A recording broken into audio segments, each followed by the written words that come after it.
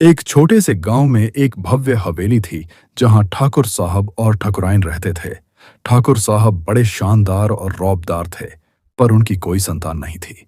उनकी हवेली की शोभा और रुतबा पूरे गांव में मशहूर था।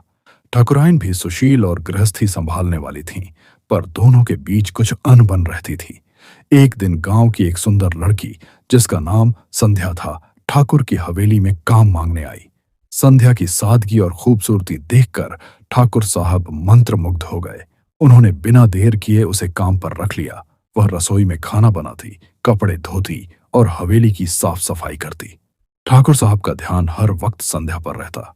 कभी वह रसोई में चूल्हे के पास काम करती तो ठाकुर चुपके से उसे निहारते। कभी वह आंगन में झाड़ू लगाती तो उनकी नजरें उस पर टिक जातीं। संध्या को इस बात का अंदाजा नहीं था, पर वह अपने काम में मग्न रहती। एक दिन ठाकुराइन ने ठाकुर साहब को संध्या को घूरते देख लिया। उनकी आंखों में शक का भाव उभरा। उस रात हवेली में तनाव छा गया। ठाकुराइन ने ठाकुर साहब से इस बारे में सवाल किया, जिसके बाद दोनों में तीखी बहस हो गई। गुस्से में ठाकुराइन ने अपना कमरा छोड़ दिया और दूसरी मंजिल पर सोने चली गईं। ठाकुर साहब भी अपने कमरे में अकेले रहे, मन में उथल पुथल लिए। उसी रात जब हवेली में सन्नाटा छाया था, ठाकुर साहब ने संध्या को अपने कमरे में बुलाया। उन्होंने कहा, संध्या, मेरी पीठ में बहुत दर्द है, जरा मालिश कर दे। संध्या, जो गरीबी से जूझ रही थी, ने बिना कुछ सोचे हामी भर दी। वह ठाकुर के कमरे में गई और मालिश शुरू की। मालिश के दौरान ठाकुर साहब की नीयत डोलने लगी। उन्होंने संध्या को पैसे का लालच दिया और उसके साथ संबंध बनाने की मांग की। संध्या पहले तो हिचकिचाई, पर गरीबी और लाचारी ने उसे मजबूर कर दिया।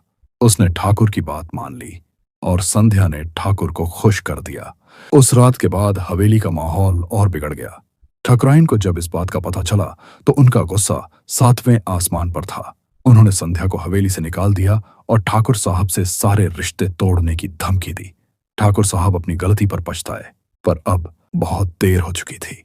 संध्या गांव छोड़कर चली गई और हवेली में उदासी का साया पसर गया। ठाकुर साहब की शान अब केवल हवेली की दीवारों तक सीमित रह गई थी।